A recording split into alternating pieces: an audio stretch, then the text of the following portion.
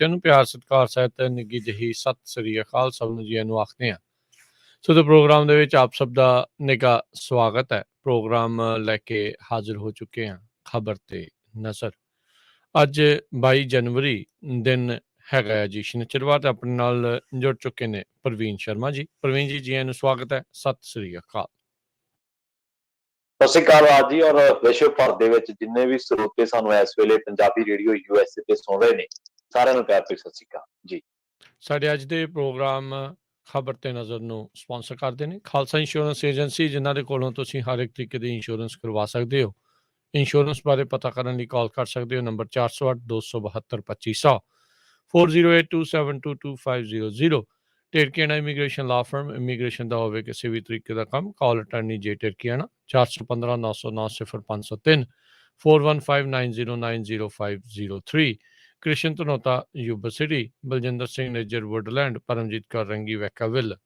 GN tire and lube, ਜਿਨ੍ਹਾਂ ਦੇ ਕੋਲੋਂ ਤੁਸੀਂ truck wash, oil change, air brake ਦਾ ਕੰਮ ਕਰਵਾ ਸਕਦੇ ਹੋ। ਨਵੇਂ ਪੁਰਾਣੇ ਟਾਇਰ ਵਾਜਿਬ ਕੀਮਤਾਂ ਤੇ ਖਰੀਦ ਸਕਦੇ ਹੋ। ਸੈਂਟਰਨੈਲਾ ਮਡੇਰਾ ਦੇ ਵਿੱਚ ਲੋਕੇਸ਼ਨ ਨੇ। ਕਾਲ ਕਰ ਸਕਦੇ ਹੋ Nimma Sahota 209 277 0113। West coast truck driving school Fresno, ਜਿਹੜੇ ਕਿ ਤੁਹਾਨੂੰ ਟਰੱਕ ਚਲਾਉਣ ਦੀ ਸਿਖਲਾਈ ਵਧੀਆ ਢੰਗ ਦੇ ਨਾਲ ਦਿੰਦੇ ਹਨ। ਕਾਲ ਅਜੀਤ ਅਟਵਾਲ 559 374 45 41 559 374 4541 ਤੇ Harnek Singh Pawla Indian cuisine Renton Washington ਵਾਲੇ। ਇਹਨਾਂ ਸਾਰਿਆਂ ਦਾ ਧੰਨਵਾਦ। ਜੇਕਰ ਤੁਸੀਂ ਜਾਂ ਕੋਈ ਹੋਰ ਕਾਰੋਬਾਰ ਇਸ ਪ੍ਰੋਗਰਾਮ ਨੂੰ ਸਪਾਂਸਰ ਕਰਨਾ ਚਾਹੁੰਦੇ ਹੋ, ਸੰਪਰਕ ਕਰ ਸਕਦੇ ਹੋ ਨੰਬਰ 408 722 7698 ਦੇ ਉੱਤੇ। ਆਓ ਗੱਲਬਾਤ ਦਾ ਸਿਲਸਿਲਾ ਸ਼ੁਰੂ ਕਰਦੇ ਹਾਂ ਪ੍ਰਵੀਨ ਜੀ ਦੇ ਨਾਲ। ਪ੍ਰਵੀਨ ਜੀ, ਸਭ ਤੋਂ ਪਹਿਲੀ ਜਿਹੜੀ ਖਬਰ ਤੇ ਜੇ ਨਜ਼ਰ ਮਾਰੀਏ ਤਾਂ ਕਹਿੰਦੇ ਸਿੱਧੂ ਦੇ ਸਲਾਹਕਾਰ ਮੁਹੰਮਦ ਮੁਸਤਫਾ ਦਾ ਵਿਵਾਦਿਤ ਬਿਆਨ। ਕੀ ਵਿਵਾਦ ਛੇੜਿਆ ਜੀ? ਦੇਖੋ, ਮੁਹੰਮਦ ਮੁਸਤਫਾ ਉਹਨਾਂ ਦੇ ਸਲਾਹਕਾਰ ਨੇ ਤੇ ਉਹਨਾਂ ਨੇ ਨਾ ਇੱਕ ਵੀਡੀਓ ਲਗਾਤਾਰ ਵਾਇਰਲ ਹੋ ਰਹੀ ਹੈ ਰਾਜ ਜੀ। ਉਹ ਵੀਡੀਓ ਦੇ ਵਿੱਚ ਉਹ ਕਹਿੰਦੇ ਸੁਣਾਈ ਦੇ ਰਹੇ ਨੇ ਕਿ ਜੇਕਰ ਮੇਰੇ ਜਲਸੇ ਦੇ ਬਰਾਬਰ ਹਿੰਦੂਆਂ ਨੂੰ ਜਲਸਾ ਕਰਨ ਦੀ ਇਜਾਜ਼ਤ ਦਿੱਤੀ ਗਈ ਤਾਂ ਮੈਂ ਹਾਲਾਤ ਖਰਾਬ ਕਰ ਦੂੰਗਾ, ਮੈਂ ਇਹਨਾਂ ਨੂੰ ਘਰਾਂ ਚ ਵਾੜ-ਵਾੜ ਮਾਰੂੰਗਾ ਤੇ ਮੈਂ ਇਹ ਕਰ ਦੂੰ, ਫਲਾਂ ਕਰ ਦੂੰ, ਆਹ ਕਰ ਦੂੰ। ਉਹ ਕਹਿੰਦਾ ਮੈਂ ਕੌਮੀ ਫੌਜੀ ਹਾਂ ਤੇ ਮੈਂ ਕੋਈ RSS ਦਾ ਕੋਈ ਬੰਦਾ ਨਹੀਂ। ਇਸ ਤਰ੍ਹਾਂ ਨਿਊਜ਼ ਵੈਬਸਾਈਟਾਂ ਲਿਖ ਰਹੀਆਂ ਨੇ ਗੱਲ। ਤਾਂ ਇਸ ਗੱਲ ਦੇ ਦੋ ਪਹਿਲੂ ਸਾਹਮਣੇ ਆ ਰਹੇ ਨੇ। ਪਹਿਲੀ ਤਾਂ ਗੱਲ ਇਹ ਹੈ ਕਿ ਇਹ ਜਿਸ ਤਰੀਕੇ ਨਾਲ ਵੀਡੀਓ ਫੈਲਾਈ ਗਈ ਜਾਂ ਜਿਸ ਤਰੀਕੇ ਨਾਲ ਇਹ ਖਬਰਾਂ ਚੱਲੀਆਂ, ਤਾਂ ਪੂਰੇ ਪੰਜਾਬ ਭਰ ਦੇ ਨਾਲ ਤੁਸੀਂ ਦੇਖੋ ਵੀ ਮੁਹੰਮਦ ਮੁਸਤਫਾ ਪੰਜਾਬ ਦੇ ਵਿੱਚ ਸਿੱਧੂ ਦੇ ਸਲਾਹਕਾਰ ਨੇ ਤੇ ਸੰਬਿਤ ਪਾਤਰਾ BJP ਦਾ ਸਪੋਕਸਪਰਸਨ ਹੈ। ਉਹਦੀ ਟਿੱਪਣੀ ਤੱਕ ਆ ਗਈ। BJP ਦੇ ਹੋਰ ਬਹੁਤ ਜਿਹੜੇ ਕੌਮੀ ਪੱਧਰ ਦੇ ਲੀਡਰ ਨੇ, ਉਹਨਾਂ ਦੀ ਟਿੱਪਣੀ ਆਉਂਦੀ ਹੈ ਇਸ ਚੀਜ਼ ਤੇ। ਪਰ ਜਿਵੇਂ ਇਹ ਚੀਜ਼ ਆਉਂਦੀ ਹੈ ਤਾਂ ਇਹਦਾ ਬੜਾ ਖੰਡਨ ਹੁੰਦਾ। ਔਰ ਪੰਜਾਬ ਦੀ ਧਰਤੀ ਤੋਂ ਐਸੇ ਵਿਵਾਦਤ ਬਿਆਨ, ਕਿਉਂਕਿ ਤੁਸੀਂ ਦੇਖੋ ਕਿ ਪੰਜਾਬ ਦੇ ਵਿੱਚ ਹਾਲੇ ਤੱਕ ਕੋਈ ਭਾਈਚਾਰਕ ਦੁਫੇੜ ਦੀ ਗੱਲ ਨਹੀਂ ਸਾਹਮਣੇ ਆਈ। ਬਹੁਤ ਵਾਰੇ ਚੀਜ਼ਾਂ ਵਾਪਰੀਆਂ। ਤੁਸੀਂ ਦੇਖੋ ਕਿ ਕਿਸਾਨੀ ਅੰਦੋਲਨ ਦੇ ਦਰਮਿਆਨ ਕਿਸ ਤਰ੍ਹਾਂ ਦੇ ਨੈਰੇਟਿਵ ਘੜੇ ਗਏ, ਪਰ ਬਾਵਜੂਦ ਇਸ ਦੇ ਦੋਨਾਂ ਭਾਈਚਾਰਿਆਂ 'ਚ ਕੋਈ ਦੁਫੇੜ ਨਹੀਂ। ਬੇਅਦਬੀ ਦੀਆਂ ਘਟਨਾਵਾਂ ਹੋਈਆਂ, ਬਹੁਤ ਮੰਦਭਾਗੀਆਂ ਘਟਨਾਵਾਂ ਵਾਪਰੀਆਂ ਜਿਹੜੀਆਂ ਕਿ ਨਹੀਂ ਸੀ ਵਾਪਰਨੀਆਂ ਚਾਹੀਦੀਆਂ। ਪਰ ਹਾਲੇ ਤੱਕ ਕੋਈ ਕਮਿਊਨਿਟੀ ਕਲੈਸ਼ ਵਾਲੀ ਗੱਲ ਨਹੀਂ, ਕੁਛ ਨਹੀਂ। ਪਰ ਮੁਹੰਮਦ ਮੁਸਤਫਾ ਦੀ ਜਿਵੇਂ ਇਹ ਵੀਡੀਓ ਬਾਹਰ ਆਉਂਦੀ ਹੈ ਤਾਂ ਸੈਕਿੰਡਾਂ ਦੇ ਹਿਸਾਬ ਦੇ ਨਾਲ ਵਾਇਰਲ ਹੁੰਦੀ ਹੈ ਤੇ ਔਰ ਪੰਜਾਬ ਦੇ ਜਿੰਨੇ ਵੀ ਅਮਨ ਪਸੰਦ ਲੋਕ ਨੇ, ਭਾਵੇਂ ਉਹ ਕਿਸੇ ਵੀ ਭਾਈਚਾਰੇ ਤੋਂ ਹੋਣ, ਤਾਂ ਉਹ ਇਸ ਚੀਜ਼ ਨੂੰ ਕੰਡੈਮ ਕਰਦੇ ਨੇ, ਉਹ ਇਸ ਚੀਜ਼ ਦੀ ਨਿੰਦਿਆ ਕਰਦੇ ਨੇ ਕਿ ਮੁਹੰਮਦ ਮੁਸਤਫਾ ਨੂੰ ਇਹੋ ਜਿਹੀ ਸ਼ਬਦਾਵਲੀ ਤੋਂ ਗੁਰੇਜ਼ ਕਰਨਾ ਚਾਹੀਦਾ ਸੀਗਾ। ਪਰ ਦੂਜੇ ਪਾਸੇ ਇੱਕ ਹੁਣ ਫੇਸਬੁੱਕ ਤੇ ਜਿਹੜੀ ਚਰਚਾ ਚੱਲੀ ਹੈ ਉਹ ਇਹ ਹੈ ਕਿ ਅਸਲ ਦੇ ਵਿੱਚ ਜਿਹੜੀ ਮਲੇਰਕੋਟਲਾ ਦੇ ਸਾਬਕਾ DGP ਨੇ ਇਹ ਕਿਹਾ ਕਿ ਜੇਕਰ ਮੇਰੇ ਜਲਸੇ ਦੇ ਬਰਾਬਰ ਹਿੰਦੂਆਂ ਨੂੰ ਜਲਸਾ ਕਰਨ ਦੀ ਇਜਾਜ਼ਤ ਦਿੱਤੀ ਤਾਂ ਮੈਂ ਹਾਲਾਤ ਖਰਾਬ ਕਰ ਦੂੰਗਾ। ਇਹ ਦੋਸ਼ ਲੱਗ ਰਿਹਾ ਕਿ ਭਾਜਪਾ ਨੇ ਜਾਣਬੁੱਝ ਕੇ ਵੀਡੀਓ ਫੈਲਾਈ ਹੈ। ਮਾਨਕ ਗੋਇਲ ਨੇ ਇੱਕ ਪਹਿਲਾਂ ਡਾਕਟਰ ਗਾਂਧੀ ਦੀ ਟੀਮ ਦੇ ਨਾਲ ਵੀ ਜੁੜੇ ਨੇ, ਕਾਫੀ ਐਕਟਿਵ ਨੇ, ਉਹਨਾਂ ਨੇ ਇਹ ਚੀਜ਼ ਕੱਢ ਕੇ ਲਿਆਂਦੀ। ਉਹ ਕੋਟ ਕਰ ਰਹੇ ਨੇ ਇਹਨਾਂ ਚੀਜ਼ਾਂ ਨੂੰ। ਉਹ ਕਹਿੰਦੇ ਕਿ ਗੱਪ ਮਾਰ ਕੇ ਵੀਡੀਓ ਫੈਲਾਈ ਗਈ ਹੈ, ਕਈ ਜਗ੍ਹਾ ਤੋਂ ਵੀਡੀਓ ਨੂੰ ਐਡਿਟ ਕੀਤਾ ਗਿਆ। ਅਸਲੀ ਵੀਡੀਓ ਦੇ ਵਿੱਚ ਮੁਹੰਮਦ ਮੁਸਤਫਾ ਹਿੰਦੂਆਂ ਨਹੀਂ ਕਹਿੰਦਾ। ਜਿਹੜੀ ਡਾਕਟਰੇਟ ਕੀਤੀ ਉਹਦੇ ਵਿੱਚ ਏਦਾਂ ਹੀ ਕਹਿੰਦਾ ਸੁਣਾਈ ਦੇ ਰਿਹਾ ਕਿ ਹਿੰਦੂਆਂ ਨੂੰ ਜੇਕਰ ਮੇਰੇ ਜਲਸੇ ਦੇ ਬਰਾਬਰ ਜਲਸਾ ਕਰਨ ਦੀ ਇਜਾਜ਼ਤ ਦਿੱਤੀ ਤਾਂ ਮੈਂ ਹਾਲਾਤ ਖਰਾਬ ਕਰ ਦੂੰ। ਔਰ ਉਹ ਕਹਿੰਦਾ ਫਿਤਨੋ ਕਹਿ ਰਿਹਾ, ਫਿਤਨੋ ਸ਼ਬਦ ਵਰਤ ਰਿਹਾ ਵੀ ਮੇਰੇ ਜਲਸੇ ਦੇ ਬਰਾਬਰ ਫਿਤਨੋ ਨੂੰ ਤੁਸੀਂ ਜਲਸਾ ਕਰਨ ਦੀ ਇਜਾਜ਼ਤ ਦਿੱਤੀ ਤਾਂ ਮੈਂ ਹਾਲਾਤ ਖਰਾਬ ਕਰ ਦੂੰਗਾ। ਫਿਤਨੋ ਦਾ ਮਤਲਬ ਬਣਦਾ ਅਰਾਜਕਤਾਵਾਦੀ, ਉਪਦਰਵੀ, ਰੌਲਾ ਮਚਾਉਣ ਵਾਲੇ। ਦਰਅਸਲ ਗੱਲ ਕੀ ਸੀਗੀ ਕਿ ਆਮ ਆਦਮੀ ਪਾਰਟੀ ਵਾਲਿਆਂ ਦਾ ਵੀ ਉੱਥੇ ਜਲਸਾ ਸੀਗਾ ਤੇ ਉਹਨਾਂ ਨੂੰ ਵੀ ਇਜਾਜ਼ਤ ਸੀਗੀ ਤੇ ਉੱਥੇ ਹਾਲਾਤ ਇਹ ਬਣੇ ਕਿ ਜਦੋਂ ਦੋ ਪਾਰਟੀਆਂ ਲਗਾਤਾਰ ਪੈਰਲਲ ਪ੍ਰੋਗਰਾਮ ਕਰਦੀਆਂ ਤਾਂ ਤੁਹਾਨੂੰ ਪਤਾ ਹੀ ਹੈ ਕਈ ਵਾਰੀ ਹਾਲਾਤ ਖਰਾਬ ਹੋ ਜਾਂਦੇ ਆ, ਨਾਅਰੇਬਾਜ਼ੀ ਹੁੰਦੀ ਹੈ ਤਾਂ ਜੋ ਵੀ ਹੈ ਹਨਾ। ਤਾਂ ਉਹ ਕਹਿੰਦੇ ਵੀ ਜੇ ਇਹਨਾਂ ਨੂੰ ਬਰਾਬਰ ਜਲਸਾ ਕਰਨ ਦੀ ਇਜਾਜ਼ਤ ਦਿੱਤੀ, ਯਾਨੀ ਕਿ ਉਹਨਾਂ ਦਾ ਕਹਿਣ ਦਾ ਭਾਵ ਫਿਤਨੋ ਉਹ ਆਮ ਆਦਮੀ ਪਾਰਟੀ ਨੂੰ ਸੰਬੋਧਿਤ ਹੋ ਕੇ ਕਹਿ ਰਿਹਾ ਜਾਂ ਉਹਨਾਂ ਲੋਕਾਂ ਨੂੰ ਸੰਬੋਧਿਤ ਹੋ ਕੇ ਕਹਿ ਰਿਹਾ ਜਿਨ੍ਹਾਂ ਤੋਂ ਡਰ ਰਹੇ ਸੀ, ਤਾਂ ਮੈਂ ਹਾਲਾਤ ਖਰਾਬ ਕਰ ਦੂੰਗਾ। ਮੁਸਤਫਾ ਨੂੰ ਇਸ ਤਰ੍ਹਾਂ ਦੀ ਸ਼ਬਦਾਵਲੀ ਤੋਂ ਬਚਣਾ ਚਾਹੀਦਾ ਸੀਗਾ, ਉਹਨੂੰ ਮਾੜਾ ਕਿਹਾ ਜਾ ਸਕਦਾ, ਪਰ ਉਹਦੀ ਵੀਡੀਓ ਨੂੰ ਡਾਕਟਰੇਟ ਕਰਕੇ ਫੈਲਾਇਆ ਜਾ ਰਿਹਾ। ਹੁਣ ਅਸਲੀ ਵੀਡੀਓ ਦੀ ਜਾਂਚ ਤਾਂ ਕਰਨੀ ਹੈ ਸਰਕਾਰ ਨੇ, ਪਰ ਜਿਸ ਤਰੀਕੇ ਨਾਲ ਭਾਜਪਾ ਇਹਨਾਂ ਚੀਜ਼ਾਂ ਨੂੰ ਕੈਚ ਕਰਕੇ ਔਰ ਬਕਾਇਦਾ ਇਹਨਾਂ ਤੇ ਟਿੱਪਣੀਆਂ ਕਰਕੇ ਲਗਾਤਾਰ ਵਾਇਰਲ ਕਰ ਰਹੀ ਹੈ ਤਾਂ ਇਹ ਮੰਦਭਾਗਾ ਹੈ। ਅਸਲ ਦੇ ਵਿੱਚ ਹੋ ਕੀ ਰਿਹਾ ਹੈ, ਅੱਜ ਤੁਸੀਂ ਧੂਰੀ ਦੇ ਬਾਰੇ ਸਾਰਿਆਂ ਨੇ ਸੁਣਿਆ ਹੀ ਆ, ਉੱਥੇ ਭਗਵੰਤ ਮਾਨ ਸੀਐਮ ਚਿਹਰੇ ਨੇ ਜਿਹੜੇ ਆਮ ਆਦਮੀ ਪਾਰਟੀ ਦੇ, ਦੂਜੇ ਪਾਸੇ ਗੋਲਡੀ ਖੰਗੂੜ ਹੈ, ਉਹਨਾਂ ਦੀ ਬੀਵੀ ਉੱਥੇ ਪ੍ਰਚਾਰ ਕਰਨ ਗਈ ਤੇ ਉਹਨੇ ਦੋਸ਼ ਲਾਇਆ ਬਕਾਇਦਾ ਵੀਡੀਓ ਤੇ ਲਾਈਵ ਹੋ ਕੇ ਕਿ ਮੈਨੂੰ ਇੱਥੋਂ ਦੇ ਜਿਹੜੇ ਲੋਕ ਨੇ ਉਹਨਾਂ ਦੇ ਹੱਥਾਂ ਦੇ ਵਿੱਚ ਕਿਸਾਨੀ ਝੰਡੇ ਫੜੇ, ਪਰ ਉਹ ਕਹਿੰਦੇ ਸੀ ਕਾਲੀਆਂ ਤੇ ਕਾਂਗਰਸੀਆਂ ਨੂੰ ਨਹੀਂ ਵੜਨ ਦੇਣਾ। ਉਹ ਕਹਿੰਦੇ ਕਿ ਆਮ ਆਦਮੀ ਪਾਰਟੀ ਵਾਲੇ, ਉਹਨਾਂ ਦਾ ਦੋਸ਼ ਸੀਗਾ ਕਿ ਆਮ ਆਦਮੀ ਪਾਰਟੀ ਵਾਲੇ ਕਿਸਾਨੀ ਝੰਡੇ ਲਏ ਆ, ਇਹਨਾਂ ਨੇ ਹੱਥ 'ਚ ਫੜੇ ਤੇ ਇਹ ਸਾਨੂੰ ਕਾਂਗਰਸੀਆਂ ਤੇ ਕਾਲੀਆਂ ਨੂੰ ਕਹਿੰਦੇ ਤੁਹਾਨੂੰ ਪਿੰਡ 'ਚ ਉਹ ਕਹਿੰਦੇ ਜਾਂ ਤਾਂ ਸਾਰਿਆਂ ਦਾ ਬਾਈਕਾਟ ਕਰ ਦਿਓ। ਸੋ ਇਹ ਚੀਜ਼ਾਂ ਲਗਾਤਾਰ ਗਰਾਊਂਡ ਤੇ ਵਾਪਰ ਰਹੀਆਂ ਔਰ ਮੁਹੰਮਦ ਮੁਸਤਫਾ ਦੀ ਇਸ ਵੀਡੀਓ ਨੂੰ ਪਹਿਲਾਂ ਤਾਂ ਇਹ ਨਵਜੋਤ ਸਿੱਧੂ ਦੀ ਟੀਮ ਨਾਲ ਨੇ, ਨਵਜੋਤ ਸਿੱਧੂ ਪੰਜਾਬ ਕਾਂਗਰਸ ਦੇ ਪ੍ਰਧਾਨ ਨੇ, ਆਲਰੇਡੀ ਸੰਬਿਤ ਪਾਤਰਾ ਕਹਿ ਰਿਹਾ ਕਿ ਰਾਹੁਲ ਗਾਂਧੀ ਨੇ ਇੱਕ ਮਿਸ਼ਨ ਦੇ ਤਹਿਤ ਪੰਜਾਬ ਦੇ ਵਿੱਚ ਭਾਈਚਾਰਕ ਦੁਫੇੜ ਪਾਉਣ ਵਾਸਤੇ ਆਪਣਾ ਮਿਸ਼ਨ ਲਾਂਚ ਕਰ ਦਿੱਤਾ। ਇੱਥੇ ਤੱਕ ਗੱਲਾਂ ਚਲੀਆਂ ਗਈਆਂ ਨੇ। ਅੱਜ ਸ਼ਾਮੀ ਇਹ ਵੀਡੀਓ ਵਾਇਰਲ ਹੋਈ ਹੈ ਤੇ ਇੰਨੀ ਜ਼ਿਆਦਾ ਇਹਦੇ ਤੇ ਸਿਆਸਤ ਹੋ ਰਹੀ ਆ। ਤਾਂ ਪਹਿਲੀ ਗੱਲ ਤਾਂ ਇਹ ਹੈ ਕਿ ਮੁਹੰਮਦ ਮੁਸਤਫਾ ਸਾਹਿਬ ਖੁਦ ਸਾਹਮਣੇ ਆਉਣ, ਉਹ ਦੱਸਣ ਕਿ ਕੀ ਹੋਇਆ, ਕੀ ਵਾਪਰਿਆ। ਪਰ ਜੇਕਰ ਇਹ ਸੱਚ ਹੈ, ਤਾਂ ਇਹ ਬਹੁਤ ਸ਼ਰਮਨਾਕ ਗੱਲ ਹੈ। ਡੀਜੀਪੀ ਨੂੰ, ਸਾਬਕਾ ਡੀਜੀਪੀ ਤਾਂ ਚਲੋ ਬਹੁਤ ਵੱਡਾ ਹੁੰਦਾ, ਇੱਕ ਕਾਮਨ ਮੈਨ ਨੂੰ ਵੀ ਇਸ ਤਰੀਕੇ ਨਾਲ ਇਹੋ ਜਿਹੇ ਸੈਂਸਿਟਿਵ ਮਾਹੌਲ, ਜਦੋਂ ਚੋਣਾਂ ਹੋਣ, ਜਦੋਂ ਲੁਧਿਆਣਾ ਬੰਬ ਬਲਾਸਟ ਹੋ ਕੇ ਹਟਿਆ ਹੋਵੇ, ਜਦੋਂ ਪੰਜਾਬ ਨੂੰ ਚੁਫੇਰਿਓਂ, ਕਿਉਂਕਿ ਨਰਿੰਦਰ ਮੋਦੀ ਜਾਂਦੇ ਨੇ ਤਾਂ ਇੱਕ 15 ਮਿੰਟ ਇੱਕ ਪ੍ਰਧਾਨ ਮੰਤਰੀ ਹਾਈਵੇ ਤੇ ਖੜ ਕੇ ਕਹਿੰਦਾ ਕਿ ਮੁੱਖ ਮੰਤਰੀ ਦਾ ਧੰਨਵਾਦ ਕਰਨਾ, ਮੈਂ ਜਿਉਂਦਾ ਵਾਪਸ ਚਲਾ ਗਿਆ। ਤੇ ਕਤਾਰਬੰਦੀ ਹੈ, ਇਹ ਹਿੰਦੂ ਭਾਈਚਾਰੇ ਨੂੰ ਆਪਦੇ ਵੱਲ ਕਰਨ ਦੀ ਗੋਲਬੰਦੀ ਹੈ। ਤਾਂ ਇਹਨਾਂ ਚੀਜ਼ਾਂ ਤੋਂ ਬਚਣ ਵਾਸਤੇ ਹੁਣ ਸਿੱਧੂ ਸਾਹਿਬ, ਮੁਸਤਫਾ ਸਾਹਿਬ ਉਹ ਅੱਗੇ ਆਉਣ, ਉਹ ਦੱਸਣ ਲੋਕਾਂ ਨੂੰ ਕਿ ਅਸਲ ਦੇ ਵਿੱਚ ਉੱਥੇ ਵਾਪਰਿਆ ਕੀ ਸੀ। ਜੇਕਰ ਇਹ ਵੀਡੀਓ ਸੱਚ ਹੈ ਤਾਂ ਮੁਸਤਫਾ ਸਾਹਿਬ ਨੂੰ ਇਸ ਮਸਲੇ ਤੇ ਖੇਦ ਪ੍ਰਗਟਾਉਣਾ ਚਾਹੀਦਾ, ਇਵਨ ਕਿ ਮਾਫੀ ਮੰਗ ਲੈਣੀ ਚਾਹੀਦੀ। ਮੈਂ ਤਾਂ ਕਹਿਣਾ ਜੇਕਰ ਭਾਈਚਾਰਕ ਦੁਫੇੜ ਨੂੰ ਪਾਉਂਦੀ ਹੈ ਵੀਡੀਓ ਉਹਨਾਂ ਦੀ ਸਾਹਮਣੇ ਆਈ ਹੈ, ਜੇਕਰ ਇਹ ਡਾਕਟਰੇਟ ਨਹੀਂ ਹੈ, ਬਾਕੀ ਉਹਨਾਂ ਦੀ ਟਿੱਪਣੀ ਦਾ ਇੰਤਜ਼ਾਰ ਕੀਤਾ ਜਾ ਰਿਹਾ ਜੀ। ਉਦਾਂ ਵੈਸੇ ਬੜੀ ਹੈਰਾਨੀ ਵਾਲੀ ਗੱਲ ਆ ਆਪਣੇ ਪ੍ਰਵੀਨ ਜੀ, ਇਦਾਂ ਦੀਆਂ ਹੀ ਜਦੋਂ ਬੋਲੀਆਂ ਦੂਜੇ ਪਾਸਿਓਂ ਬੋਲੀਆਂ ਜਾਂਦੀਆਂ, ਉਦੋਂ ਇਹੀ ਚੈਨਲ ਸਾਰੇ ਚੁੱਪ ਵੱਟ ਬੈਠੇ ਆ। ਤੇ ਹੁਣ ਇੱਕ ਹਿਸਾਬ ਦੇ ਨਾਲ ਜਿੱਦਾਂ ਤੁਸੀਂ ਕਿਹਾ ਵੀ ਇੱਕ ਜਾਣੇ ਦਾ ਦਾਵਾ ਵੀ ਇਹ ਡਾਕਟਰਡ ਆ, ਵੀ ਉਹ ਜਾਣ ਬੁੱਝ ਕੇ ਉਹ ਸ਼ਬਦ ਉਹਦੇ ਵਿੱਚ ਉਹਨਾਂ ਨੇ ਐਡ ਕਰਕੇ ਬੋਲਿਆ ਤੇ ਕਿਸ ਤਰੀਕੇ ਨਾਲ ਰੌਲਾ ਪਾਇਆ, ਉਦੋਂ ਪਤਾ ਨਹੀਂ ਇਹ ਰੌਲਾ ਪਾਉਣ ਵਾਲਿਆਂ ਨੂੰ ਉਸ ਟਾਈਮ ਦੇ ਉੱਤੇ ਕਿਉਂ ਨਹੀਂ ਦਿਸਦਾ। ਅੱਜ ਜਦੋਂ ਥੋੜੇ ਦਿਨ ਪਹਿਲਾਂ ਹੀ ਦਿੱਲੀ ਦੇ ਵਿੱਚ ਇਕੱਠੇ ਹੋ ਕੇ ਕਹਿ ਰਹੇ ਸੀਗੇ ਵੀ ਜੇ ਮਾਰਨਾ ਵੀ ਪਿਆ ਤੇ ਜਿਹੜੇ ਮੁਸਲਮਾਨਾਂ ਨੂੰ ਵੀ ਮਾਰ ਦਾਂਗੇ, ਉਹ ਇਕੱਠੇ ਹੋ ਕੇ ਕਿਸ ਤਰੀਕੇ ਦੇ ਨਾਲ ਕਰ ਰਹੇ ਸੀ, ਉਹਨਾਂ ਨੂੰ ਅਜੇ ਤੱਕ ਧਰਮ ਸੰਸਦ ਦੇ ਵਿੱਚ ਉਦੋਂ ਉਹਨਾਂ ਦੀ ਕਾਰਵਾਈ ਨਹੀਂ, ਲੋਕਾਂ ਨੇ ਰੌਲਾ ਪਾਇਆ ਤੇ ਫਿਰ ਕਿਤੇ ਜਾ ਕੇ ਕੁਛ ਉਹਨਾਂ ਨੇ ਕਾਰਵਾਈ ਕਰਨ ਦੀ ਕੋਸ਼ਿਸ਼ ਕੀਤੀ। ਹਾਲਾਤ ਮਾੜੇ ਆ ਜੀ, ਇੱਥੇ ਹੁਣ ਪਤਾ ਲੱਗ ਰਿਹਾ ਆ ਵੀ ਕਿਸ ਤਰੀਕੇ ਦੇ ਨਾਲ ਉਹਨਾਂ ਨੂੰ ਸ਼ੀਲਡ ਕਰਨ ਦੀਆਂ ਜਿਹੜੀਆਂ ਕੋਸ਼ਿਸ਼ਾਂ ਚੱਲ ਰਹੀਆਂ ਨੇ। ਗੱਲ ਕਰ ਲਈਏ ਪ੍ਰਵੀਨ ਜੀ ਚੰਨੀ ਹੁਣਾਂ ਦੀ। ਚੰਨੀ ਦੀ ਮਾਈਨਿੰਗ ਮਾਫੀਆ ਦੇ ਵਿੱਚ ਹਿੱਸੇਦਾਰੀ, ਕੈਪਟਨ ਦਾ ਬਿਆਨ ਨਾ 4.5 ਸਾਲ ਉੱਥੋਂ ਸਿਸਵਾਂ ਤੋਂ ਬਾਹਰ ਆ ਕੇ ਕਰ ਲੈਂਦਾ ਕਾਰਵਾਈ। ਹਾਂਜੀ ਬਿਲਕੁਲ, ਇਹ ਤੁਸੀਂ ਬਹੁਤ ਠੀਕ ਟਿੱਪਣੀ ਕੀਤੀ ਹੈ। ਇਸ ਤਰ੍ਹਾਂ ਹੀ ਕੈਪਟਨ ਸਾਹਿਬ ਨੂੰ ਕਰਨਾ ਚਾਹੀਦਾ ਸੀ, ਕਿਉਂਕਿ ਮੁੱਖ ਮੰਤਰੀ ਸਾਹਿਬ ਜੀ, ਸਾਬਕਾ ਮੁੱਖ ਮੰਤਰੀ ਸਾਹਿਬ ਜੇਕਰ ਇਸ ਤਰ੍ਹਾਂ ਦਾ ਬਿਆਨ ਦਿੰਦੇ ਨੇ ਤਾਂ ਬੜਾ ਮੈਂ ਕਹੂੰਗਾ ਕਿ ਸ਼ਰਮਨਾਕ ਗੱਲ ਹੈ। ਸ਼ਰਮ ਆਉਣੀ ਚਾਹੀਦੀ ਉਹਨਾਂ ਨੂੰ ਆਪਣੇ ਇਸ ਬਿਆਨ ਤੇ। ਉਹ ਕਹਿੰਦੇ ਨੇ ਕਿ ਮੇਰੇ ਕੋਲੇ ਖਾਸ ਜਾਣਕਾਰੀ ਹੈ ਕਿ ਚਰਨਜੀਤ ਚੰਨੀ ਤੇ ਹੋਰ ਕਾਂਗਰਸੀ ਆਗੂ ਤੇ ਵਿਧਾਇਕਾਂ ਦੀ ਰੇਤ ਮਾਫੀਆ ਦੇ ਵਿੱਚ ਹਿੱਸੇਦਾਰੀ ਹੈ। ਜਦੋਂ ਇਹ ਮੁੱਖ ਮੰਤਰੀ ਕਹਿੰਦੇ, ਜਦੋਂ ਮੈਂ ਪੰਜਾਬ ਦਾ ਮੁੱਖ ਮੰਤਰੀ ਸੀ ਤਾਂ ਮੈਂ ਇਹ ਗੱਲ ਕਾਂਗਰਸ ਪ੍ਰਧਾਨ ਸੋਨੀਆ ਗਾਂਧੀ ਦੇ ਧਿਆਨ ਦੇ ਵਿੱਚ ਵੀ ਲਿਆਂਦੀ ਸੀ। ਉਹਨਾਂ ਨੇ ਕਿਹਾ ਕਿ ਬਤੌਰ ਮੁੱਖ ਮੰਤਰੀ ਮੇਰੀ ਗਲਤੀ ਇਹ ਰਹੀ ਕਿ ਮੈਂ ਉਸ ਵੇਲੇ ਡਿਫਾਲਟਰਾਂ ਦੇ ਖਿਲਾਫ ਕੋਈ ਕਾਰਵਾਈ ਨਹੀਂ ਕੀਤੀ, ਕਿਉਂਕਿ ਮੈਂ ਕਾਂਗਰਸ ਪ੍ਰਤੀ ਵਫਾਦਾਰ ਸੀ ਤੇ ਸੋਨੀਆ ਗਾਂਧੀ ਨੇ ਵੀ ਕਾਰਵਾਈ ਦੇ ਲਈ ਹਰੀ ਝੰਡੀ ਨਹੀਂ ਦਿੱਤੀ। ਇਹ ਇੱਕ ਚੈਨਲ ਦੇ ਨਾਲ ਗੱਲਬਾਤ ਕਰ ਰਹੇ ਸੀਗੇ, ਉਦੋਂ ਕਿਹਾ ਤੇ ਉਦੋਂ ਤੁਸੀਂ ਕਾਂਗਰਸ ਪ੍ਰਤੀ ਵਫਾਦਾਰ ਸੀ, ਕੱਲ ਨੂੰ ਤੁਸੀਂ ਭਾਜਪਾ ਪ੍ਰਤੀ ਵਫਾਦਾਰ ਹੋ ਜਾਓਗੇ, ਕੀ ਤੁਸੀਂ ਏਦਾਂ ਹੀ ਮੁੱਖ ਦਰਸ਼ਕ ਬਣੇ ਰਹੋਗੇ? ਇਹ ਤਾਂ ਲੱਖ ਦੀ ਲਾਹਨਤ ਵਰਗਾ ਇੱਕ ਮੈਂ ਕਹੂੰਗਾ ਕੰਮ ਆ ਕਿ ਤੁਸੀਂ ਪਾਵਰ ਦੇ ਵਿੱਚ ਹੁੰਦਿਆਂ ਇੱਕ ਪਾਰਟੀ ਪ੍ਰਤੀ ਵਫਾਦਾਰੀ ਸਾਬਤ ਕਰਨ ਦੀ ਗੱਲ ਕਰਕੇ ਜਾਂ ਇੱਕ ਪਾਰਟੀ ਪ੍ਰਤੀ ਵਫਾਦਾਰ ਹੋਣ ਦੀ ਗੱਲ ਕਰਕੇ, ਦਾਅਵਾ ਕਰਕੇ, ਤੁਸੀਂ ਜਿਹੜੇ ਬੰਦਿਆਂ ਨੇ ਤੁਹਾਡੇ ਕੋਲੇ ਬਕਾਇਦਾ ਪ੍ਰੂਫ ਨੇ ਤੁਸੀਂ ਉਹਨਾਂ ਨੂੰ ਸ਼ੀਲਡ ਕਰ ਰਹੇ ਹੋ, ਤੁਸੀਂ ਪੰਜਾਬ ਦੀ ਲੁੱਟ ਦੇ ਮੁੱਖ ਦਰਸ਼ਕ ਬਣੇ ਰਹੇ, ਦਾ ਮਤਲਬ ਇਹ ਬਣਦਾ ਫਿਰ। ਤਾਂ ਮੇਰੇ ਖਿਆਲ ਦੇ ਨਾਲ ਕੈਪਟਨ ਇਹ ਸਾਹਿਬ ਦੀ ਜਿਹੜੀ ਟਿੱਪਣੀ ਆ, ਔਰ ਇੱਕ ਹੋਰ ਟਿੱਪਣੀ ਉਹਨਾਂ ਦੀ ਮੈਂ ਤੁਹਾਨੂੰ ਦੱਸ ਦਿੰਦਾ ਵਾ। ਉਹ ਕਹਿੰਦੇ ਕਿ ਜਦੋਂ ਚੰਨੀ ਸਾਹਿਬ Me Too ਦੇ ਵਿੱਚ ਫਸੇ ਸਨ ਇੱਕ ਕੇਸ ਦੇ ਵਿੱਚ, ਉਸ ਕੇਸ ਦੇ ਵਿੱਚ ਚੰਨੀ ਸਾਹਿਬ ਤੇ ਐਲੀਗੇਸ਼ਨ ਲੱਗੇ ਕਿ ਇੱਕ IAS ਅਫਸਰ ਨੂੰ ਇਹਨਾਂ ਨੇ ਰਾਤ ਬਰਾਤੇ ਬੇਟਾਈਮੇ ਗਲਤ ਟਾਈਮ ਤੇ ਮੈਸੇਜ ਭੇਜੇ ਕਿ ਰਾਤ ਨੂੰ ਇਹਨਾਂ ਨੇ, ਤਾਂ ਉਹ ਕਹਿੰਦੇ ਮੈਂ ਬਚਾਇਆ ਇਹਨਾਂ ਨੂੰ, ਇਹ ਮੇਰੇ ਪੈਰ ਹੀ ਪੈਂਦਾ ਸੀ। ਤੇ ਮਤਲਬ ਕਿ ਤੁਸੀਂ ਮੰਨ ਰਹੇ ਹੋ ਅੱਜ ਆ ਕੇ ਕਿ ਤੁਹਾਡੇ ਕੋਲ ਕੋਈ ਗੁਨਾਹਗਾਰ ਬੰਦਾ ਆ, ਉਹ ਪੋਲਿਟਿਕਸ ਦੇ ਵਿੱਚ ਸੀ, ਤੁਹਾਡਾ MLA ਸੀ, ਤੁਸੀਂ ਉਹਨੂੰ ਸ਼ੀਲਡ ਕੀਤਾ, ਤੇ ਇਹਦਾ ਮਤਲਬ ਕਿ ਤੁਸੀਂ ਗੁਨਾਹਗਾਰ ਨੂੰ ਬਚਾ ਕੇ ਖੁਦ ਗੁਨਾਹਗਾਰ ਹੋ। ਤੁਸੀਂ ਇੱਕ ਵਿਕਟਮ ਨੂੰ ਇਨਸਾਫ ਦਿਵਾਉਣ ਦੀ ਬਜਾਏ ਕਦੇ ਤੁਹਾਨੂੰ ਪਾਰਟੀ ਦੀ ਝੇਪ ਮਾਰ ਜਾਂਦੀ ਹੈ, ਕਦੇ ਤੁਹਾਨੂੰ ਪ੍ਰਧਾਨ ਦੀ ਝੇਪ ਮਾਰ ਜਾਂਦੀ ਹੈ, ਤੇ ਗੁਨਾਹਗਾਰ ਨੂੰ ਸ਼ੀਲਡ ਕਰਨ ਵਾਲਾ ਵੀ ਤਾਂ ਗੁਨਾਹਗਾਰ ਹੀ ਹੈ ਨਾ।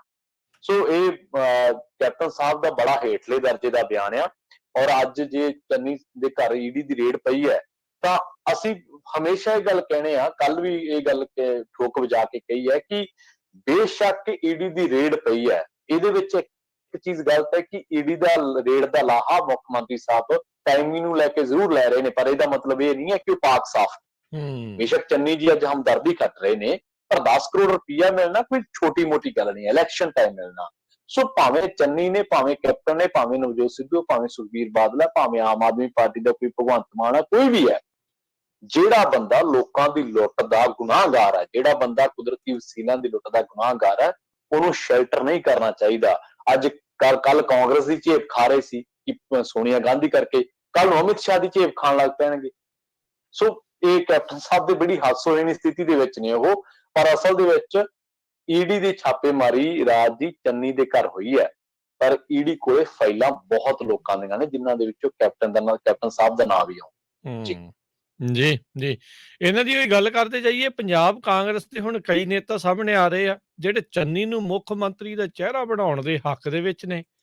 ਸਿੱਧੂ ਵਿਚਾਰਾ ਕੀ ਕਰੂ?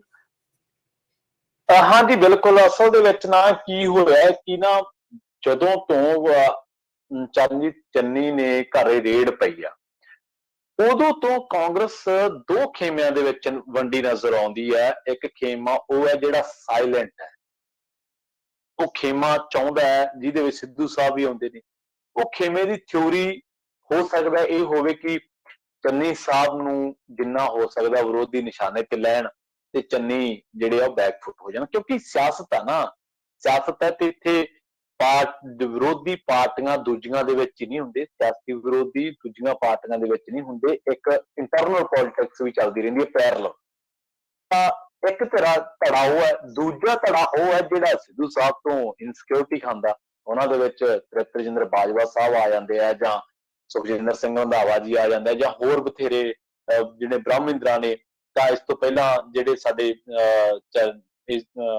ਬਾਜਵਾ ਸਾਹਿਬ ਦਾ ਮੈਂ ਨਾਮ ਲੈ ਚੁੱਕਿਆ ਵਾਂ, ਇਸ ਤੋਂ ਪਹਿਲਾਂ ਮੇਰੇ ਖਿਆਲ ਦੇ ਨਾਲ ਆਸ਼ੂ ਜੀ, ਸ਼ਾਇਦ ਆਸ਼ੂ ਜੀ ਨੇ ਵੀ ਇੱਕ ਟਿੱਪਣੀ ਕੀਤੀ ਸੀ, ਮਨੀਸ਼ ਤਿਵਾੜੀ ਤੱਕ ਟਿੱਪਣੀ ਕਰ ਚੁੱਕੇ ਨੇ, ਸੁਨੀਲ ਜਾਖੜ ਤੱਕ ਟਿੱਪਣੀ ਕਰ ਚੁੱਕੇ ਨੇ ਕਿ ਜਦੋਂ ਸਿੱਧੂ ਸਾਹਿਬ ਕਹਿੰਦੇ ਨੇ ਕਿ ਜੀ ਤੁਹਾਨੂੰ ਚਿਹਰਾ ਤਾਂ ਦੇਣਾ ਪਊਗਾ, ਤਾਂ ਜਾਖੜ ਸਾਹਿਬ within minutes, within hours tweet ਕਰਦੇ ਨੇ ਕਿ ਕਾਂਗਰਸ ਪਾਰਟੀ ਆਪਣੇ ਏਜੰਡੇ ਨੂੰ ਲੈ ਕੇ ਚੋਣ ਮੈਦਾਨ ਦੇ ਵਿੱਚ ਆਏਗੀ, ਚਿਹਰਾ ਦੇਣ ਦੀ ਕੋਈ ਜ਼ਰੂਰਤ ਨਹੀਂ ਹੈ। ਸੋ ਦੋ ਚੀਜ਼ਾਂ ਨੇ, ਚੰਨੀ ਤੋਂ ਇਨਸਿਕਿਉਰਿਟੀ ਹੈ ਉਹ ਲੋਕਾਂ ਨੂੰ ਜਿਹੜੇ ਚੰਨੀ ਦੇ ਰੇਡ ਪਈ ਤੋਂ ਸਾਇਲੈਂਟ ਨੇ, ਸਿੱਧੂ ਤੋਂ ਸਿਕਿਉਰਿਟੀ ਹੈ ਉਹਨਾਂ ਲੋਕਾਂ ਨੂੰ ਇਨਸਿਕਿਉਰਿਟੀ ਹੈ ਜਿਹੜੇ ਲੋਕ ਚੰਨੀ ਨੂੰ ਡਿਫੈਂਡ ਕਰ ਰਹੇ ਨੇ। ਸੋ ਧੜੇ ਬੰਦੀਆਂ ਦੇ ਵਿੱਚ ਵਾਪਰੀ ਜਿਹੜੀ ਆ ਇਸ ਵੇਲੇ ਕਾਂਗਰਸ ਵੰਡੀ ਨਜ਼ਰ ਆਉਂਦੀ ਹੈ, ਤੇ ਜਿਹੜੀ ਲਾਮਬੰਦੀ ਹੈ, ਜਿਹੜੀ ਇਸ ਵੇਲੇ ਕਹਿ ਲਓ ਕਿ ਪਿਛੇਨ ਗੋਈਆਂ ਹੋ ਰਹੀਆਂ ਨੇ, ਉਹ ਚੰਨੀ ਨੂੰ ਲੈ ਕੇ ਹੀ ਹੋ ਰਹੀਆਂ ਨੇ। ਬ੍ਰਹਮਿੰਦਰਾ ਦਾ ਮੈਂ ਨਾਂ ਕੋਟ ਕਰ ਚੁੱਕਿਆ, ਉਹਨਾਂ ਨੇ ਕਿਹਾ ਕਿ 3 ਮਹੀਨਿਆਂ ਦੇ ਵਿੱਚ ਇਹ ਬੰਦੇ ਨੇ ਆਪਣੀ ਕਾਬਲੀਅਤ ਸਾਬਿਤ ਕੀਤੀ ਹੈ, ਤੇ ਇਸ ਕਰਕੇ 2012 ਦੇ ਵਿੱਚ ਵੀ ਹੋ ਚੁੱਕਿਆ, 2017 ਦੇ ਵਿੱਚ ਵੀ ਹੋ ਚੁੱਕਿਆ ਕਿ ਕਾਂਗਰਸ ਨੇ ਆਪਣੇ ਮੁੱਖ ਮੰਤਰੀ ਦੇ ਚਿਹਰੇ ਐਲਾਨੇ ਆ, ਤਾਂ ਇਸ ਕਰਕੇ ਇਸ ਵਾਰੀ ਵੀ ਐਲਾਨਣਾ ਚਾਹੀਦਾ। ਮਤਲਬ ਚੰਨੀ ਦੇ ਨਾਲ ਉਹ ਖੁੱਲ ਕੇ ਖੜ ਗਏ ਨੇ। ਉਸ ਤੋਂ ਬਾਅਦ ਉਹ ਕਹਿੰਦੇ ਨੇ ਕਿ ਜਿਹੜੀ ਆਮ ਆਦਮੀ ਪਾਰਟੀ ਨੇ ਮੁੱਖ ਮੰਤਰੀ ਦਾ ਚਿਹਰਾ ਐਲਾਨ ਦਿੱਤਾ, ਇਸ ਕਰਕੇ ਕਾਂਗਰਸ ਤੇ ਹੁਣ ਪ੍ਰੈਸ਼ਰ ਹੈ ਤੇ ਦੁਚਿੱਤੀ ਨਹੀਂ ਹੋਣੀ ਚਾਹੀਦੀ ਸਾਨੂੰ।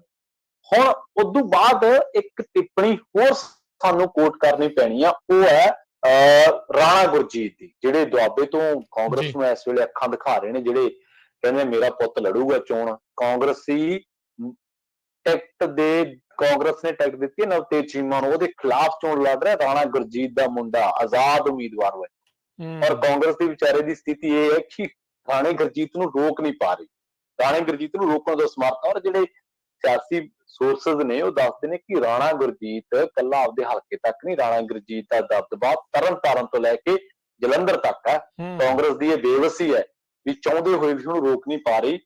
ਹੁਣ ਰਾਣਾ ਗੁਰਜੀਤ ਤੋਂ ਬਾਅਦ ਹਰਦੇਵ ਲਾਡੀ ਸ਼ੇਰੋਵਾਲੀਆ ਵੀ ਲਾਈਨ ਦੇ ਵਿੱਚ ਆ ਗਿਆ। ਰਜਿੰਦਰ ਬਾਜਵਾ ਨੂੰ ਤਾਂ ਮੈਂ ਕੋਟ ਕਰ ਚੁੱਕਿਆ, ਉਹ ਵੀ ਚੰਨੀ ਦੀ ਮੁੱਖ ਮੰਤਰੀ ਦੇ ਚਿਹਰੇ ਵਜੋਂ ਜਿਹੜੀ ਉਮੀਦਵਾਰੀ ਹੈ ਜਾਂ ਦਾਅਵੇਦਾਰੀ ਉਹਦਾ ਸਮਰਥਨ ਕਰਦੇ ਆ। ਤੇ ਨਿਖਿਲ ਅਲਵਾ ਦਾ ਤੁਸੀਂ ਕੱਲ ਜ਼ਿਕਰ ਵੀ ਕੀਤਾ ਸੀਗਾ, ਜਿਨ੍ਹਾਂ ਨੇ ਟਵਿੱਟਰ ਰਾਹੀਂ ਸਰਵੇਖਣ ਕਰਾਇਆ ਸੀਗਾ ਵੀ ਕਾਂਗਰਸ ਦਾ ਪੰਜਾਬ ਦੇ ਵਿੱਚ ਮੁੱਖ ਮੰਤਰੀ ਦਾ ਚਿਹਰਾ ਕੌਣ ਹੋਣਾ ਚਾਹੀਦਾ, ਤੇ 1283 ਲੋਕਾਂ ਨੇ ਵੋਟ ਕੀਤੀ ਤੇ 68% ਲੋਕਾਂ ਨੇ ਕਿਹਾ ਕਿ ਚੰਨੀ ਹੋਣਾ ਚਾਹੀਦਾ। 11% ਉਹ ਸੀ ਜਿਹੜੇ ਸਿੱਧੂ ਦੇ ਹੱਕ ਦੇ ਵਿੱਚ ਸੀਗੇ ਤੇ 9% ਸੁਨੀਲ ਜਾਖੜ ਸਾਹਿਬ ਦੇ ਹੱਕ ਦੇ ਵਿੱਚ ਸੀਗੇ। ਸੋ 10% ਉਹ ਸੀਗੇ ਜਿਹੜੇ ਕਹਿੰਦੇ ਕਿ ਨਹੀਂ ਪਹਿਲਾਂ ਨਹੀਂ ਐਲਾਨਣਾ ਚਾਹੀਦਾ।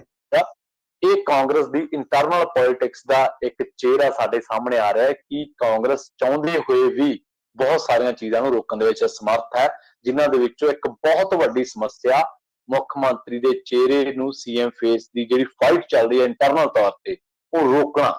ਇਹਦੇ ਵਿੱਚ ਕਾਂਗਰਸ ਬਹੁਤ ਵੱਡੀ ਅਸਮਰਥਤਾ ਕਾਂਗਰਸ ਦੀ ਕਿ ਕਿਵੇਂ ਮਨੀਸ਼ ਤਿਵਾੜੀ, ਸੁਨੀਲ ਜਾਖੜ, ਰਜਿੰਦਰ ਬਾਜਵਾ, ਰਾਣਾ ਗੁਰਜੀਤ ਜਾਂ ਹੋਰ ਜਿਵੇਂ ਸੁਖਜਿੰਦਰ ਰੰਧਾਵਾ, ਨਵਜੋਤ ਸਿੰਘ ਸਿੱਧੂ, ਚਰਨਜੀਤ ਚੰਨੀ, ਤੇ ਕਿਵੇਂ ਉਹਨੂੰ ਬੈਲੈਂਸ ਕਰਕੇ ਕਿਵੇਂ ਚੱਲਿਆ ਜਾਏ। ਔਰ ਜੇ ਚੀਜ਼ਾਂ ਬੈਲੈਂਸ ਨਾ ਹੋਈਆਂ ਨਾ ਤਾਂ ਮੇਰੇ ਖਿਆਲ ਦੇ ਨਾਲ ਮੁੱਖ ਮੰਤਰੀ ਦਾ ਚਿਹਰਾ ਸ਼ਾਇਦ ਕਾਂਗਰਸ ਨੂੰ ਐਲਾਨਣ ਦੀ ਲੋੜ ਹੀ ਨਾ ਪਵੇ। ਜੇ ਐਲਾਨ ਵੀ ਦਿੱਤਾ ਤਾਂ ਹੋ ਸਕਦਾ ਫਿਰ ਸਹੁੰ ਚੁੱਕ ਸਮਾਗਮ ਨਾ ਹੋ ਸਕੇ।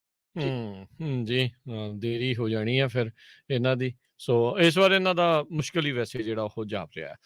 ਅਗਲੀ ਪ੍ਰਵੀਨ ਜੀ ਗੱਲ ਕਰੀਏ, ਜਿਹੜੀ ਕੇਂਦਰ ਆ ਉਹ ਆਪਣਾ ਦਬਦਬਾ ਸਟੇਟਾਂ ਦੇ ਉੱਤੇ ਸ਼ਿਕੰਜਾ ਜਿਹੜਾ ਉਹ ਲਗਾਤਾਰ ਕੱਸਦੀ ਜਾ ਰਹੀ ਆ। ਮੋਦੀ ਹੁਣਾਂ ਨੇ IAS ਨੂੰ ਲੈ ਕੇ ਕਹਿੰਦੇ ਆ ਵੀ ਇੱਕ ਅਜਿਹਾ ਨਿਯਮ ਲਿਆਂਦਾ ਆ ਵੀ ਮੁੱਖ ਮੰਤਰੀ ਵੀ ਕੁਛ ਨਹੀਂ ਕਰ ਸਕਣਗੇ। ਹਾਂਜੀ ਬਿਲਕੁਲ, ਮੁੱਖ ਮੰਤਰੀ ਨੂੰ ਜਿਹੜਾ ਵਾ ਉਹ ਪਾਵਰਲੈਸ ਹੋ ਜਾਣਗੇ IAS ਦੇ ਮਸਲੇ 'ਚ ਲੈ ਕੇ। ਔਰ ਇਹ ਬਹੁਤ ਅਹਿਮ ਗੱਲ ਤੁਸੀਂ ਕਹੀ ਹੈ ਖਬਰ ਦੀ ਸ਼ੁਰੂਆਤ ਦੇ ਵਿੱਚ ਵੀ ਰਾਜਾਂ ਦੇ ਅਧਿਕਾਰਾਂ ਦੀ, ਤਾਂ ਇਹ ਬਹੁਤ ਚਿੰਤਾਜਨਕ ਗੱਲ ਹੈ ਸਾਡੇ ਵਾਸਤੇ, ਸਾਡੇ ਸਿਸਟਮ ਵਾਸਤੇ, ਆਮ ਲੋਕਾਂ ਵਾਸਤੇ ਕਿ ਰਾਜ ਦੀ ਸਰਕਾਰ ਇੱਕ ਚੁਣੀ ਵੀ ਸਰਕਾਰ ਹੁੰਦੀ ਹੈ। ਰਾਜ ਦੀ ਸਰਕਾਰ ਕੋਈ ਕੇਂਦਰ ਸਰਕਾਰ ਦੀ ਕਠਪੁਤਲੀ ਨਹੀਂ ਹੈ। ਸਾਨੂੰ ਇਹ ਸਮਝਣਾ ਪੈਣਾ ਫੈਡਰਲਿਜ਼ਮ ਦੀ ਲੜਾਈ, ਫੈਡਰਲਿਜ਼ਮ ਕੀ ਹੈ, ਸੰਘੀ ਢਾਂਚਾ ਕੀ ਹੈ। ਲੋਕ ਨਾ ਕਈ ਵਾਰੀ ਦੋ ਚੀਜ਼ਾਂ ਨੂੰ ਰਲ-ਗੱਡ ਕਰ ਦਿੰਦੇ ਨੇ। ਜਦੋਂ ਸੰਘੀ ਢਾਂਚੇ ਦੀ ਗੱਲ ਆਉਂਦੀ ਹੈ ਤਾਂ ਲੋਕਾਂ ਨੂੰ ਲੱਗਦਾ ਕਿ ਸੰਘ ਜਿਹੜਾ RSS ਦੇ ਨਾਲ ਹਵਾਲੇ ਨਾਲ ਸ਼ਾਇਦ ਗੱਲ ਕੀਤੀ ਜਾ ਰਹੀ ਹੈ। ਨਹੀਂ, ਸੰਘੀ ਢਾਂਚਾ ਫੈਡਰਲਿਜ਼ਮ ਹੋ ਰਿਹਾ। ਜਦੋਂ ਪੰਜਾਬ ਦੇ ਵਿੱਚ ਫਾਈਟ ਚੱਲੀ ਸੀ, ਪੰਜਾਬ ਦੇ ਵਿੱਚ ਵੱਧ ਅਖਤਿਆਰਾਂ ਦੀ ਗੱਲ ਚੱਲੀ ਸੀ, ਤਾਂ ਉਹਨੂੰ ਕੇਂਦਰ ਤੇ ਕੇਂਦਰ ਦੀਆਂ ਏਜੰਸੀਆਂ ਨੇ ਹਿੰਸਕ ਰੂਪ ਦੇ ਦਿੱਤਾ ਸੀ। ਅਨੰਦਪੁਰ ਸਾਹਿਬ ਮਤਾ ਕੀ ਸੀਗਾ? ਵੱਧ ਅਧਿਕਾਰਾਂ ਦੀ ਤਾਂ ਲੜਾਈ ਸੀਗੀ ਜੇ ਅਸੀਂ ਸਮਝ ਗਏ ਸਰਲ ਸ਼ਬਦਾਂ ਦੇ ਵਿੱਚ। ਤਾਂ ਉਦੋਂ ਬਾਅਦ ਫਿਰ ਪੰਜਾਬ ਨੇ ਉਹਦੀ ਬਹੁਤ ਵੱਡੀ ਭਰਪਾਈ ਕੀਤੀ। ਤੁਹਾਡੇ ਸਾਹਮਣੇ 80 ਦੇ ਦਹਾਕੇ ਤੋਂ ਲੈ ਕੇ ਤੇ 2000 ਤੱਕ 20 ਸਾਲ ਤੱਕ ਪੰਜਾਬ ਨੂੰ ਬਹੁਤ ਵੱਡਾ ਨੁਕਸਾਨ ਜਵਾਨੀ ਦਾ ਵੀ, ਪੈਸੇ ਦਾ ਵੀ, ਸਰਮਾਏ ਦਾ ਤੇ ਹੋਰ ਬਹੁਤ ਸਾਰੀਆਂ ਚੀਜ਼ਾਂ ਦਾ ਝੱਲਣਾ ਪਿਆ। ਖੈਰ ਹੁਣ ਕੀ ਹੈ ਕਿ IAS ਜਿਹੜਾ ਰੂਲ ਹੈ ਨਾ ਇਹ 1954 ਦਾ, ਉਹਦੇ ਵਿੱਚ ਇਹ ਸੋਧਾਂ ਕਰ ਰਹੇ ਹੈ ਮੋਦੀ ਸਾਹਿਬ ਦੀ ਸਰਕਾਰ। ਤੇ ਹੋ ਸਕਦਾ ਆਉਣ ਵਾਲਾ ਜਿਹੜਾ ਸੈਸ਼ਨ ਹੋਊਗਾ ਉੱਥੇ ਇਹ ਵਿਚਾਰ ਅਧੀਨ ਜਾਂ ਇਹਨਾਂ ਸੋਧਾਂ ਨੂੰ ਪਾਸ ਵੀ ਕਰ ਦਿੱਤਾ ਜਾਵੇ, ਕਿਉਂਕਿ ਤੁਹਾਨੂੰ ਪਤਾ ਨਾ ਖੇਤੀ ਕਾਨੂੰਨ ਕਿਸ ਤਰੀਕੇ ਨਾਲ ਪਾਸ ਕੀਤੇ ਗਏ ਸੀਗੇ। ਤਾਂ ਹੁਣ ਕੀ ਹੈ, ਜੇ ਕੋਈ ਰਾਜ ਸਰਕਾਰ ਕਿਸੇ IAS ਅਧਿਕਾਰੀ ਨੂੰ ਕੇਂਦਰ ਦੇ ਵਿੱਚ ਭੇਜਣ ਤੇ ਦੇਰ ਕਰਦੀ ਹੈ ਤਾਂ ਉਹ ਕਿਸੇ ਖਾਸ ਸਮੇਂ, ਇੱਕ ਖਾਸ ਸੀਮਾ ਸਮੇਂ ਦੇ ਵਿੱਚ ਉਹ ਤੈਅ ਨਹੀਂ ਕਰ ਪਾਉਂਦੀ, ਤਾਂ ਉਹ ਇਹ ਹੈ ਕਿ ਉਹ ਰਾਜ ਦਾ ਜਿਹੜਾ ਅਧਿਕਾਰੀ ਹੋਊਗਾ IAS ਅਧਿਕਾਰੀ ਆਪੋ ਆਪ ਹੀ ਆਟੋਮੈਟਿਕਲੀ ਉਹ ਰਿਲੀਵ ਕਰ ਜਾਊਗੀ ਕੇਂਦਰ ਸਰਕਾਰ। ਤੇ ਉਹ ਕੇਂਦਰ ਸਰਕਾਰ ਨੂੰ ਫਿਰ ਜੇ ਰਾਜ ਸਰਕਾਰ ਉਹਨੂੰ ਲੈਣਾ ਵੀ ਚਾਹੁੰਦੀ ਹੈ ਤਾਂ ਉਹਨੂੰ ਕੇਂਦਰ ਤੋਂ NOC ਲੈਣ ਜਾਣਾ ਪਊਗਾ। NOC ਲੈਣ ਦਾ ਮਤਲਬ ਵੀ ਉਹਨਾਂ ਦੇ ਦਰ ਤੇ ਜਾ ਕੇ ਮਿਹਨਤ ਤਰਲਾ ਕਰਨਾ ਪਊਗਾ। ਪਰ ਜੇ ਤੁਸੀਂ ਮਿਹਨਤ ਤਰਲਾ ਕਰਨ ਤੋਂ ਬਚਣਾ ਚਾਹੁੰਦੇ ਤਾਂ ਫਿਰ ਜਿਵੇਂ ਕੇਂਦਰ ਨੇ ਕਹਿਤਾ ਕਿ ਭਾਈ ਫਲਾਣੇ ਅਧਿਕਾਰੀ ਨੂੰ ਭੇਜ ਦਿਓ, ਤਾਂ ਤੁਹਾਨੂੰ ਭੇਜਣਾ ਪੈਣਾ। ਉਸ ਤੋਂ ਬਾਅਦ ਇਹ ਵੀ ਹੈ ਕਿ ਕੇਂਦਰ ਹੀ ਤੈਅ ਕਰੂਗਾ ਕਿ ਹਰੇਕ ਰਾਜ ਦੇ ਵਿੱਚ IAS ਅਧਿਕਾਰੀ ਕਿੰਨੇ ਹੋਣਗੇ, ਤੇ ਉਸ ਤੋਂ ਬਾਅਦ ਜਿਹੜਾ ਰਾਜ ਹੋਣਗੇ ਉਹ ਆਪਣੀ ਲਿਸਟ ਦੇ ਦੇਣਗੇ ਕੇਂਦਰ ਨੂੰ ਕਿ ਸਾਨੂੰ ਆਹ ਬੰਦੇ ਤੁਸੀਂ ਇੱਥੇ ਅਪਾਇੰਟ ਕਰ ਦਿਓ। ਤੀਜੀ ਗੱਲ ਇਹ ਹੈ ਕਿ ਜੇਕਰ ਅਸਹਿਮਤੀ ਹੋ ਜੂਗੀ ਕੇਂਦਰ ਤੇ ਰਾਜ ਦੇ ਵਿੱਚ, ਤਾਂ ਜਿਹੜਾ ਕੇਂਦਰ ਸਰਕਾਰ ਦਾ ਫੈਸਲਾ ਹੋਊਗਾ ਉਹ ਅਖੀਰ ਹੋਊਗਾ। ਤੇ ਇੱਕ ਸਮੇਂ ਦੇ ਤਹਿ ਅੰਦਰ 10 ਦਿਨ ਜਾਂ 20 ਦਿਨ ਜਾਂ 2 ਮਹੀਨਿਆਂ ਦੀ ਸੀਮਾ ਹੋਊਗੀ, ਤਾਂ ਉਹ ਇੱਕ ਨਿਸ਼ਚਿਤ ਸਮੇਂ ਦੇ ਅੰਦਰ ਰਾਜ ਸਰਕਾਰ ਨੂੰ ਕੇਂਦਰ ਸਰਕਾਰ ਦਾ ਫੈਸਲਾ ਮੰਨਣਾ ਪਊਗਾ।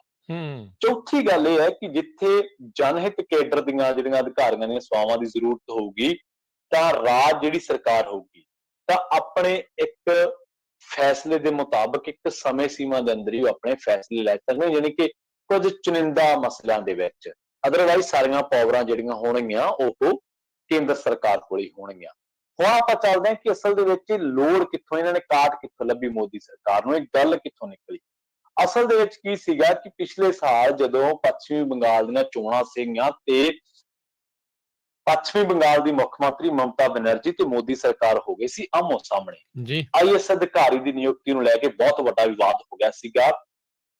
ਮੋਦੀ ਸਰਕਾਰ ਨੇ ਬੰਗਾਲ ਦਾ ਆਈਐਸ ਅਧਿਕਾਰੀ ਸੀਗਾ ਅਲਪਨ ਬੰਦੋਪਾਧਿਆਏ, ਤੇ ਉਹਦੀ ਰਿਟਾਇਰਮੈਂਟ ਦੇ ਆਖਰੀ ਦਿਨ ਉਹਨੂੰ ਕਹਿਤਾ ਸੀਗਾ ਤੂੰ ਕੇਂਦਰ ਨੂੰ ਰਿਪੋਰਟ ਕਰ, ਕਿਉਂਕਿ ਬੰਦੋਪਾਧਿਆਏ ਉੱਥੋਂ ਦੀ ਸਰਕਾਰ ਦਾ ਬਹੁਤ ਕੁਸ਼ਲ ਅਫਸਰ ਮੰਨਿਆ ਜਾਂਦਾ ਸੀਗਾ ਕੁਝ ਹਲਕਿਆਂ ਦੇ ਵਿੱਚ ਜੀ। ਪਰ ਅਲਪਨ ਬੰਦੋਪਾਧਿਆਏ ਨਾ ਤਾਂ ਕੇਂਦਰ ਦੇ ਇਸ ਆਰਡਰ ਨੂੰ ਮੰਨਦਾ, ਇਹ ਹਕੀਕਤ ਹੈ।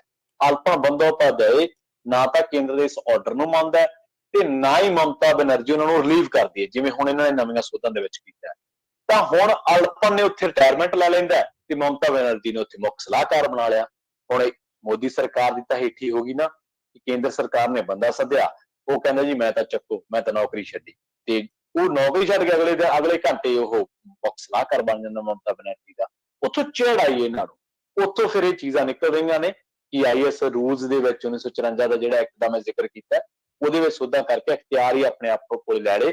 ਪਰ ਜਿੰਨੇ ਵੱਧ ਅਖਤਿਆਰ ਕੇਂਦਰ ਸਰਕਾਰ ਕੋਲੇ ਜਾਣਗੇ, ਤਾਕਤਾਂ ਦਾ ਕੇਂਦਰੀਕਰਨ ਹੋਏਗਾ, ਤਾਂ ਰਾਜਾਂ ਦੇ ਮੁੱਖ ਮੰਤਰੀ ਨਹੀਂ ਰਹਿਣਗੇ, ਉਹ ਭਿਖਾਰੀ ਬਣ ਜਾਣਗੇ। ਬਿਲਕੁਲ ਉਸ ਤਰੀਕੇ ਨਾਲ ਜਿਵੇਂ ਜੀਐਸਟੀ ਲੈਣ ਹੁਣ ਕੇਂਦਰ ਕੋਲੇ ਜਾਣਾ ਪੈਂਦਾ ਰਾਜਾਂ ਨੂੰ। ਜੀ ਜੀ, ਬਿਲਕੁਲ। ਤੁਸੀਂ ਦੇਖੋ ਵੀ ਕਿੱਦਾਂ ਜਿਹੜੀ ਆ ਉਹ ਸ਼ਿਕੰਜਾ ਲਗਾਤਾਰ ਕੱਸਦੇ ਜਾ ਰਹੇ ਆ ਕਿ ਜਿੱਦਾਂ ਤੁਸੀਂ ਵੀ ਕਿਹਾ ਵੀ ਫਾਇਦਾ ਕੀ ਅਜਿਹੀਆਂ ਸਰਕਾਰਾਂ ਨੂੰ ਚੁਣਨ ਦਾ, ਇੰਨਾ ਜ਼ੋਰ ਇੱਥੇ ਲੱਗ ਜਾਂਦਾ, ਕਰੋੜਾਂ ਰੁਪਈਏ ਬਹਾ ਦਿੱਤੇ ਜਾਂਦੇ ਆ, ਪਰਿਵਾਰਾਂ ਦੇ ਵਿੱਚ ਦੁਸ਼ਮਣੀਆਂ ਪੈਦਾ ਹੋ ਜਾਂਦੀਆਂ ਆ, ਤੇ ਇਨ ਦੀ ਐਂਡ ਜੇ ਕਰਨਾ ਹੀ ਸਾਰਾ ਕੁਛ ਮੋਦੀ ਨੇ ਆ, ਤੇ ਫਿਰ ਇਹ ਸਰਕਾਰਾਂ ਕਾਹਦੀਆਂ ਜਿਹੜੀਆਂ ਉਹ ਬਣਾ ਕੇ ਇਹਨਾਂ ਨੇ ਰੱਖੀਆਂ ਆ।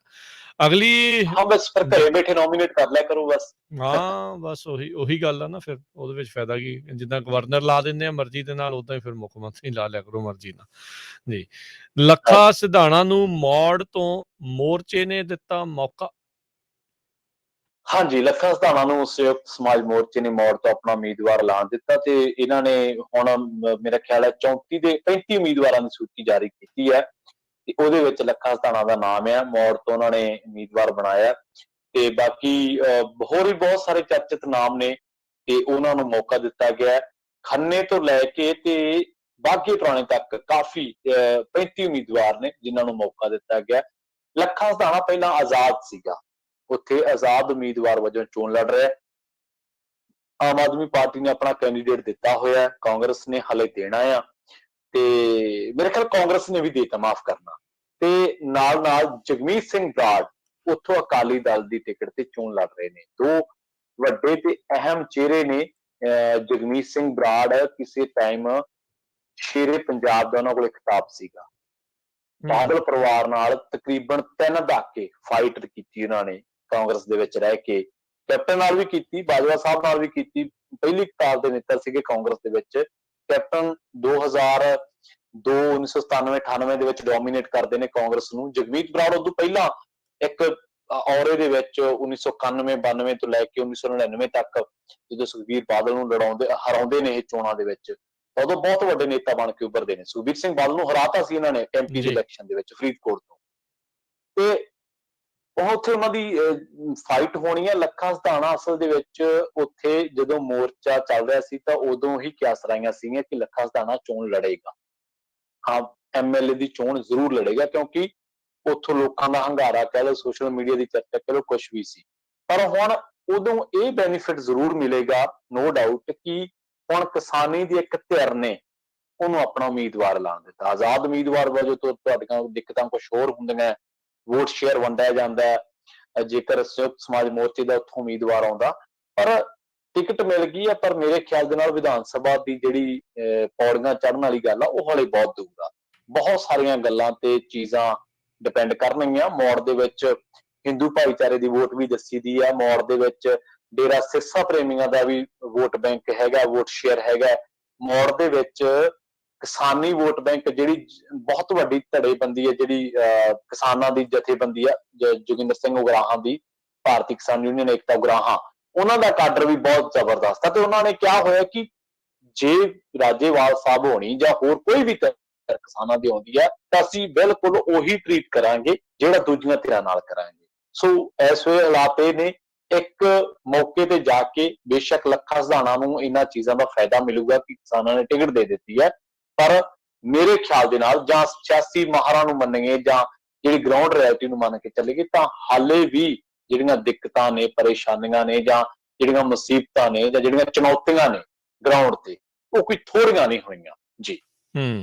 ਜੀ ਜੀ, ਚਲੋ ਦੇਖੋ ਕੀ ਬਣਦਾ ਆ ਮੌੜ ਤੋਂ ਜਿਹੜਾ ਕੋਈ ਮੋੜ ਪੈਂਦਾ ਆ ਲੱਖੇ ਸਿਧਾਣੇ ਵੱਲ, ਕਿਉਂਕਿ ਸੋਸ਼ਲ ਮੀਡੀਆ ਦੇ ਉੱਤੇ ਜਿਹੜੀ ਚੜ੍ਹਤਾ ਉਹ ਕਿਤੇ ਨਾ ਕਿਤੇ ਗਰਾਊਂਡ ਰਿਐਲਿਟੀ ਨਾਲੋਂ ਕਾਫੀ ਵੱਖਰੀ ਨਜ਼ਰ ਆਉਂਦੀ ਹੁੰਦੀ ਆ।